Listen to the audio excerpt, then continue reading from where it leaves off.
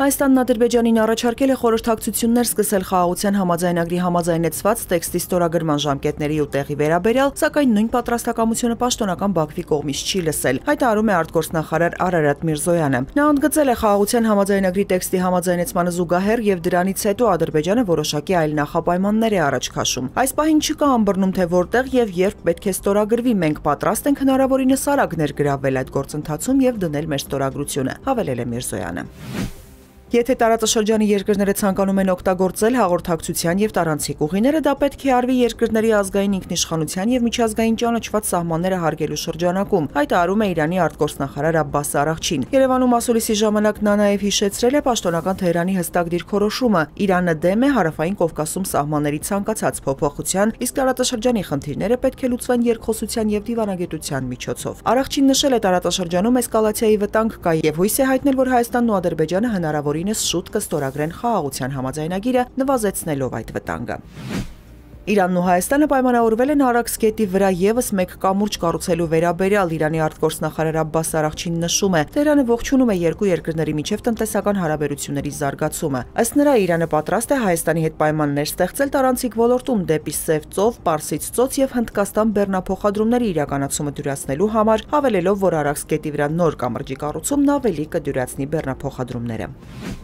Երևանի բուսաբանական այգում ծառահատումների դեպքով վարչական վարույթ է հարուցվել։ Բնապահպանության եւ ընդերքի տեսչական մարմինը տեղեկացնում է, ապօրինի ծառահատման արդյունքում բուսական աշխարհին պատճառված վնասը կազմել է 16.5 միլիոն դրամ։ Վարույթի շրջանակում Բուսաբանության ինստիտուտի տարածքի զննության արդյունքում այգու հարավարևելյան հատվածում ամառային կաղնի տեսակի ապօրինի հատված 34 ծառի կոճղ է հայտնաբերվել։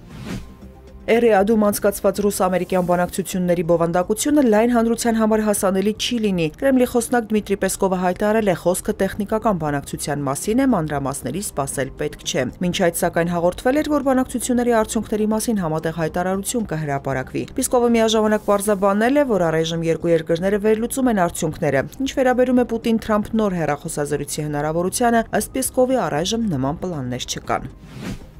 Սպիտակ տանը քննարկումներ են ընթանում ԱՄՆ նախագահի ազգային անվտանգության հարցերով խորհրդական Մայքլ Վոլցի հնարավոր պաշտոնանկության շուրջ։ Այս մասին գրում է Պոլիտիկոն, հիշեցնելով, որ նա կապված է Եմենի հութիների ուղղությամբ ամերիկյան հարվածների վերաբերյալ տեղեկատվության արտահոսքի հետ։ ԱՄՆ վարչակազմի ներկայացուցիչները հարցը քննարկել են Signal Messenger-ի գաղտնի չաթում, որտեղ Վոլցը պատահաբար ավելացրել է The Atlantic-ի գլխավոր խմբագիր Ջեֆրի Գոլդբերգին։ ԱՄՆ վարչակազմի բարձրաստիճան մի պաշտոնյա Պոլիտիկոին ասել է, որ քննարկումների մասնակիցների կեսը կարծում թե Վոլցը պետք է հրաժարական տա, քանի որ խելամիտ չէ Signal-ում գաղտնի տեղեկատվության աշխատանքային քննարկում սկսել, առավել եւս չստուգել չաթի բոլոր մասնակիցներին։ Սպիտակ տանը նաեւ կարծում են Վոլցն ինքը պետք է հեռանա, որպեսզի նախագահ Դոնալդ Թրամփին անհարմար դրության մեջ չդնի։